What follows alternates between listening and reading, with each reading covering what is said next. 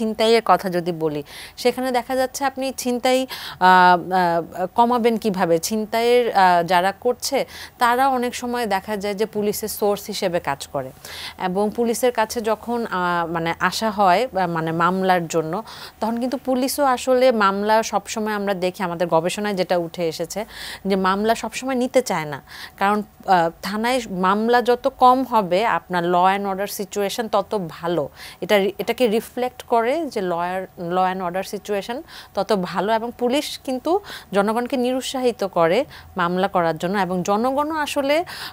Motivated হয় না, কারণ আমরা জানি মামলার একটা দীর্ঘসূত্রিতা আছে, আমাকে যেতে হবে, বারবার হাজিরা দিতে হবে, একটা খরচের বিষয় আছে, দেখা যায় একটা জিডি করেই শেষ। হ্যাঁ, তো ছিনতাইয়ের বিষয়গুলো আসলে জিডির মধ্যে সীমাবদ্ধ থেকে যাচ্ছে, বাট এটা কিন্তু আসলে প্রপার প্রসিডিউর হচ্ছে না, এবং যতক্ষণ না আপনি ছিনতাইকারীকে মানে সেই ক্রিমিনাল পানিশমেন্টে দিবেন তার অপরাধের জন্য, ততক্ষণ কিন্তু সে সেই ভয়টা পাবে না, এবং সে পরবর্তীতে আবার আরেকটা ছিনতাই কার্যক্রম করার জন্য কিন্তু ইনফ্লুয়েসড করছেন, আপনি ইনডাইরেক্টলি তাকে ইনফ্লুয়েসড করছেন। তো এখানে পুলিশেরও অনেকগুলো দুর্বলতা কাজ করছে, এবং যারা আমরা সাধারণ মানুষ তারাও আসলে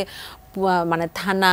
মামলা এগুলাকে আসলে খুব ঝামেলা মনে করি, সেজন্য অনেক সময় দেখা আমরাও মামলার মধ্যে যেতে চাই না। এই যে বাইক রেস বা বিভিন্ন ধরনের গ্যাং অ্যাক্টিভিটি, গ্যাং কালচার নিয়ে যখন আমরা কাজ করি তখন দেখেছি যে প্রায় ৮০টির বেশি অ্যাক্টিভ গ্যাং মেম্বার রয়েছে কিন্তু একমাত্র ঢাকা শহরেই, এবং পুলিশ কিন্তু পুলিশ এবং র্যাব যৌথভাবে এখানে কাজ করেছিল, এবং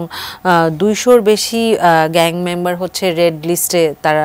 রেড লিস্টেড করেছিলেন। বিভিন্ন ধরনের তাদের গ্যাংয়ের নাম আছে, বিভিন্ন ধরনের তারা সানবিট সব দিবে সামাল। সানবিট ম্যাজিক প্রেস ডিশওয়াশিং এর মাথা ঘোরানো সলিউশন। বিভিন্ন ধরনের স্ল্যাং ইউজ করে, ভাষা ইউজ করে, বিভিন্ন ট্যাটু থেকে শুরু করে বিভিন্ন ধরনের তাদের কিছু সাবকালচার রয়েছে। তো সেইখানে এখন আমরা দেখতে পাচ্ছি যে ১৩ থেকে ১৯ এই বয়সটাকে আমরা আসলে জুভিনাইল ডেলিনকুয়েন্ট বা জুভিনাইল গ্যাংয়ের আমরা মেম্বার দেখতাম, কিন্তু এখন আমরা দেখতে পাচ্ছি প্রায় এটা ২৫ পর্যন্ত গিয়ে ঠেকছে, কারণ মানে এই যে বললেন যে একটা এরিয়ার বিভিন্ন যারা বড় ভাই নামে পরিচিত তারাও এই ধরনের গ্যাং অ্যাক্টিভিটিতে যোগদান করে এবং ইনফ্লুয়েন্স করে। সেখানে আগে আমরা হয়তোবা অত ভায়োলেন্ট ক্রাইমগুলো আগে দেখিনি, বাট এখন দেখা যাচ্ছে আপনার মার্ডার করছে, তারা মাগিং করছে, রবারি, ড্রাগ অ্যাবিউজ এখানে খুব বড় একটা ক্রাইম হিসেবে আমরা চিহ্নিত করতে পেরেছি, কারণ এই ড্রাগসের কি বলবো টাকা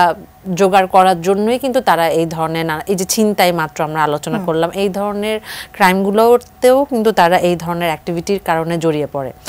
তো মনস্তাত্ত্বিক দিকটা যদি আলোচনা করি, অবশ্যই এটা আপনার ফ্যামিলি থেকে শুরু হতে হবে। ফ্যামিলি আসলে কিভাবে তাকে সোশ্যালাইজেশনটা তার কিভাবে হচ্ছে, কোন ফ্যামিলিতে সে বড় হচ্ছে, ব্যাকগ্রাউন্ডটা, তারপর আপনার স্কুলিংটা সেখানে ইম্পর্টেন্ট, সেখানে কার সাথে মিশছে, পিয়ার গ্রুপটা সেখানে ইম্পর্টেন্ট, তারপরে হচ্ছে আমাদের যে সামাজিক ইনস্টিটিউশনগুলো আছে সেগুলোকে এখন আগের মতো কাজ করছে, কারণ আমাদের এন্টারটেইনমেন্টের আসলে প্রপার কোনো আমরা সোর্স পাচ্ছি না।